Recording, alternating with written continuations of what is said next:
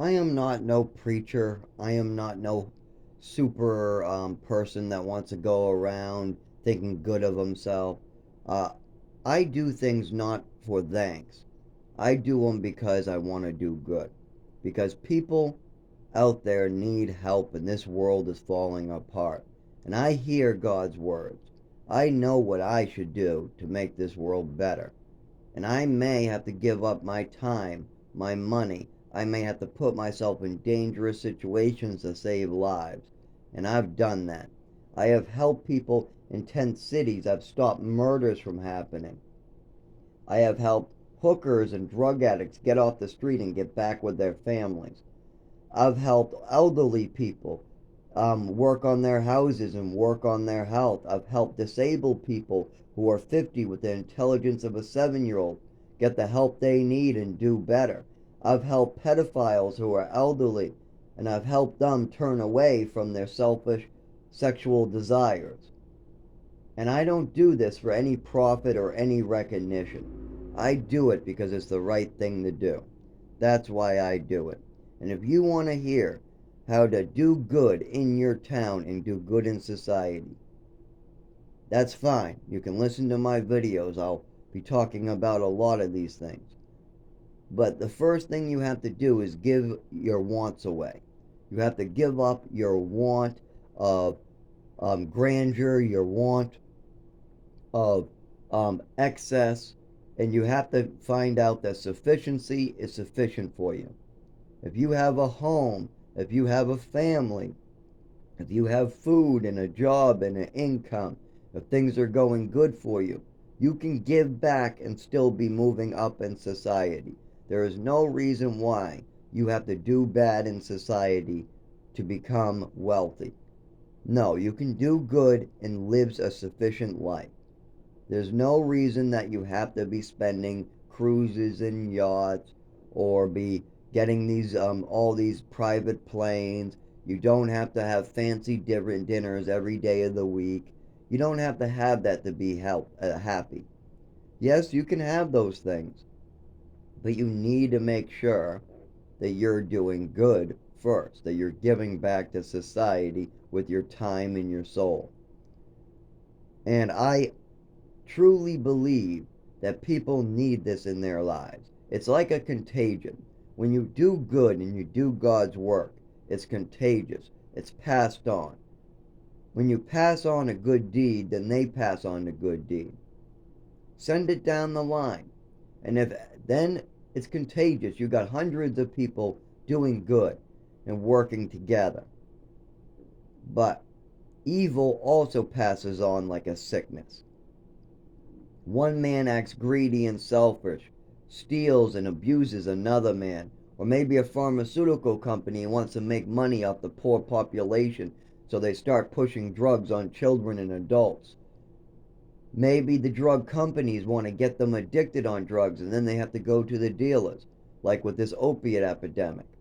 That's greed. That's selfishness. That's money. We need to turn away from these things and watch at our sufficiency. If you have everything you need, then you shouldn't be putting your wants before the needs of 100 people around you. If you are sufficient, if you have all your needs, that's fine. You can still go out to eat and have that want. But you need to make sure that you're trying to make sure that other people have their needs, teaching them how to fish, giving them the skills and a house or apartment. People cannot help themselves in these traps of society. So I say, yes, in a way, I am not no Jesus or anything like that, but I say, follow me. Follow in God's light. Use God as a lantern. If it's Buddha, if you're Muslim, if you're uh, if you if you are Catholic, if you're Christian, um,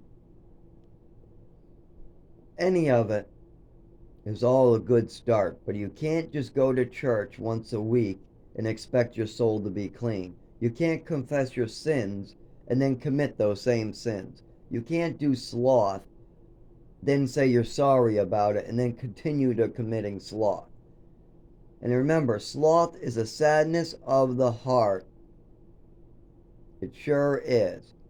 That is because that there is hard work to be done and you are not doing it. If there's hard work that needs to be done, if there are responsibilities that you need to meet, and it's too hard and you don't want to do it, that's a sadness of the heart that will eat you alive.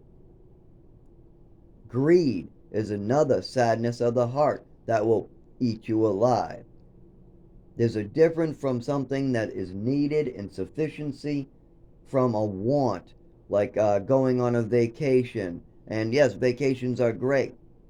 But if you have 2 houses or a mansion and a yacht and 5 cars and a Camaro and a private plane, then maybe you should be looking at other people's needs and what you can do to try to help them. And then you get help as well because you're forgetting about illness.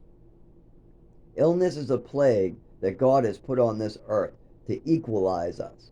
You think COVID was a coincidence? No. COVID is because evil people are doing evil things. And the rich needed to get sick. They did. That sickness hit everybody. Spanish flu hit everybody. These diseases hit everybody, and the rich get it, as well as the poor get it. And you need to think of us all as a community. If the poor can't get health resources, then you're more likely to get sick if you're rich. You need to try to help with the needs. If somebody is in a wheelchair missing their legs and arms, you cannot tell them to walk down a flight of stairs. You need to use your funding to give them prosthetics and then find them some type of living situation, like maybe they work someplace that actually they can help. Maybe they become some type of therapist where they talk with people and tell them how they overcame their issues. You don't need to have arms and legs to help people. All you need is to have a good soul. That's it. You also need the resources to do it. And the government should be providing resources to people who are disabled and crippled. And they should be keeping the pharmaceutical companies and these rich companies in check from not trying to take advantage of people. And we all live in a community that all counteracts each other. What happens to a poor person will affect a rich person. If a poor person catches a new type of flu and spreads it all over the community, eventually that will come to your doorstep. Eventually that will come to you. You cannot hide in your mansion and hide in your yacht and expect it not to affect you. You need to pay your fair share and you need to give back to your community. And I hope you follow me in doing this.